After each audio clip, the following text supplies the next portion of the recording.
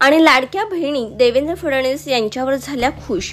मुख्यमंत्री लाडकी बहीण योजना महाराष्ट्रात मोठ्या थाटामाटात सुरू झाली आहे आणि त्यांनी या योजनेबाबत प्रश्नचिन्ह निर्माण केला असतानाच रक्षाबंधनाच्या पूर्वसंध्येलाच बहिणींच्या खात्यात 3000 रुपये इतका भरीव निधी पडल्यामुळे महाराष्ट्रातील सर्व पात्र लाडक्या बहिणींनी देवेंद्र फडणवीस यांचे आभार मानले आहेत। या योजनेचा प्रचार आणि प्रसार करण्यासाठी प्रशासकीय पातळीवर आणि भारतीय जनता पार्टीतर्फे ज्या सभा होत आहेत त्या सभेमध्ये मोठ्या प्रमाणात महिला उपस्थित राहत असून देवेंद्र फडणवीस यांच्या नेतृत्वावर खुश झाल्याचे दिसत आहे आणि म्हणूनच प्रत्येक सभेत त्यांचा लाडक्या बहिणीचा लाडका भाऊ असा उल्लेख करून घोषणा देऊन गजर केला जात आहे।